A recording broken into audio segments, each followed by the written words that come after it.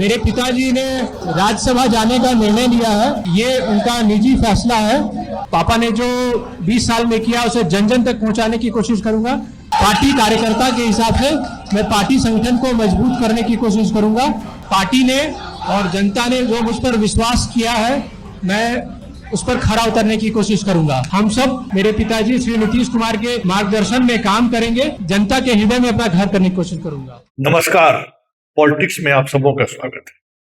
और आज हम पॉलिटिक्स में बिहार की जिस पॉलिटिक्स की चर्चा करने जा रहे हैं, उससे पहले हम आपको 3 तस्वीर दिखाते हैं। ये पहली तस्वीर है, नीतीश कुमार यात्रा पर निकल रहे हैं। जो शेष यात्रा बची हुई है 10 तारीख से निकल रहे हैं, और उस यात्रा के दौरान सारी व्यवस्थाएं वैसी ही रहेगी जैसे नीतीश कुमार की यात्रा के दौरान रहा करता है। मतलब नीतीश की विदाई तय है, फिर भी नीतीश को वो काम करने की इजाजत दी जा रही है जो काम वो करते आ रहे हैं। आखिर इसकी वजह क्या है? दूसरी तस्वीर, बागडोगरा एयरपोर्ट पर शाह और सम्राट की मुलाकात हुई है।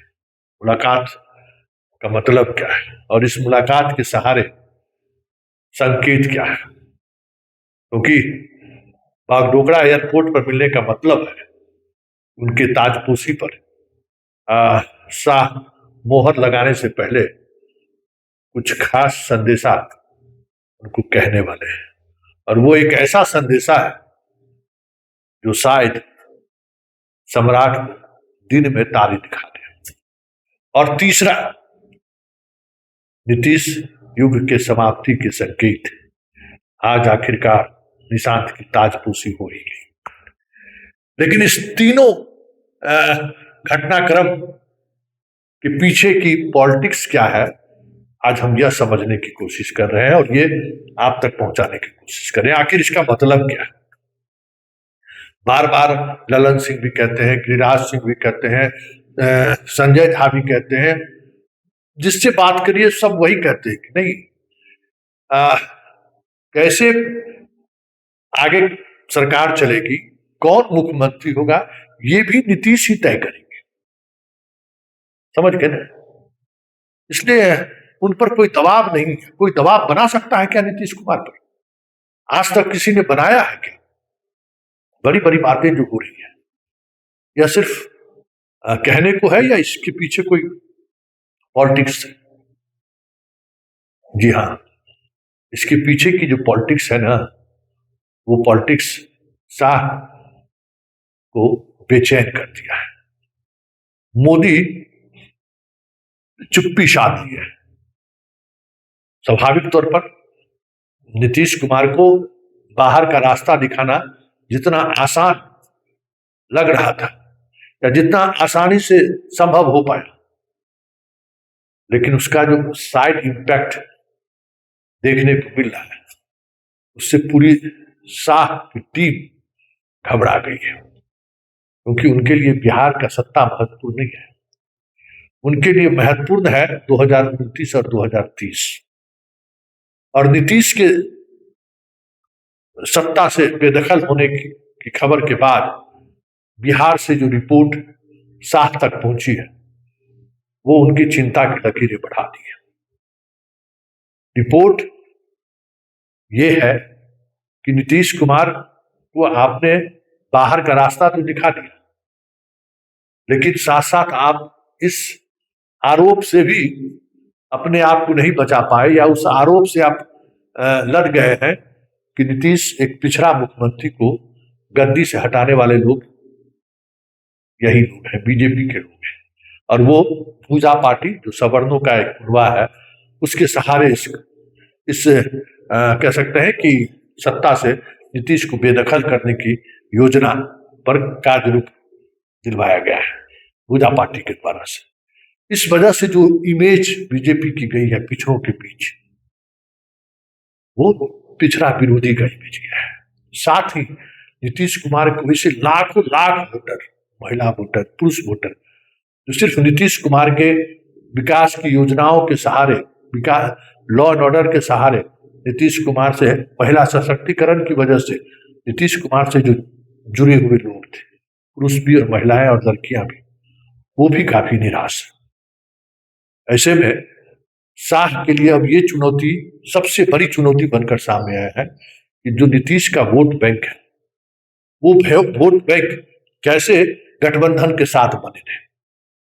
आज बागडोगरा में शाह और सम्राट के बीच इसी मुतल्लिक बातचीत है, क्योंकि पता है कि अब तुलना लालू के शासन से नहीं होगा, अब तुलना नीतीश के शासन से होगा।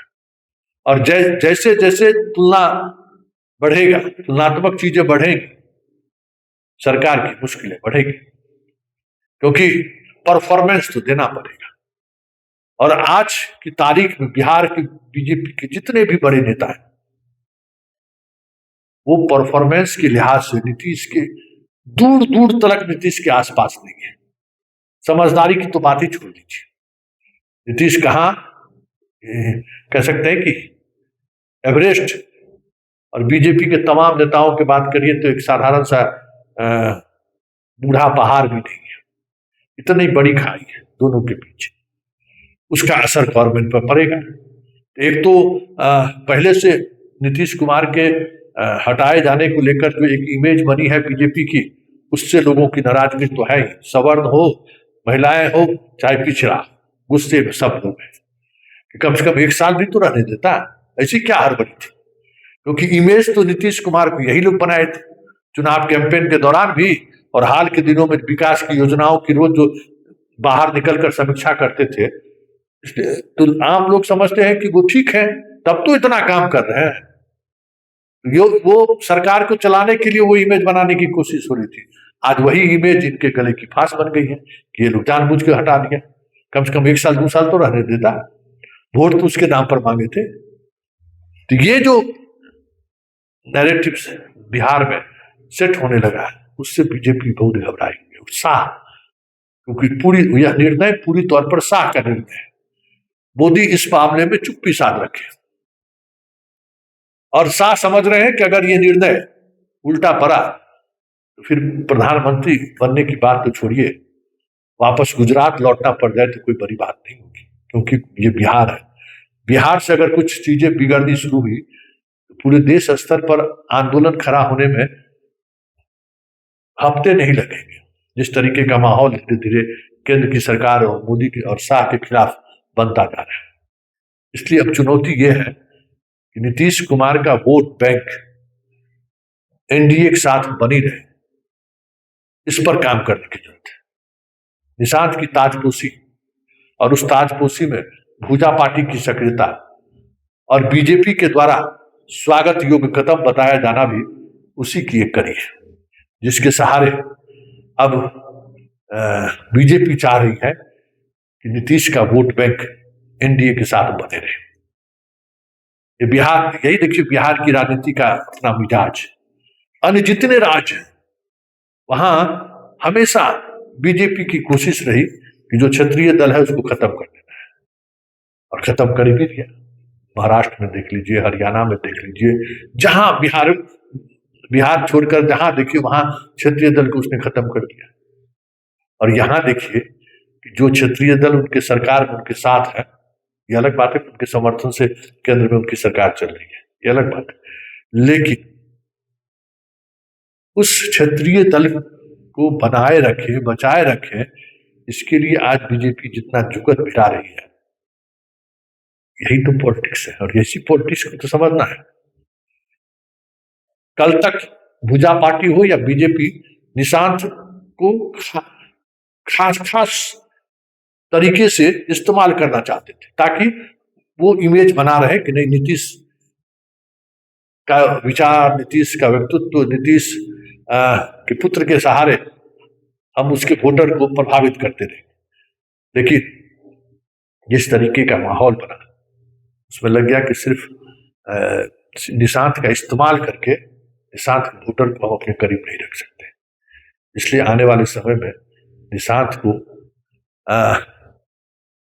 लगातार जिम्मेवारी बढ़ते हुए आपको देखने को मिले तो कोई बड़ी बात नहीं होगी। यही पॉलिटिक्स है। बिहार में कहां शाह फिर फंस गए, वो उनके इस पॉलिटिक्स से समझ सकते हैं कि एक और नीतीश को उनको सामने लाना पड़ा, क्योंकि अगर निशांत तुरुप का इक्का साबित हुआ तो फिर बीजेपी की वापसी की तो बात ही छोड़ दीजिए।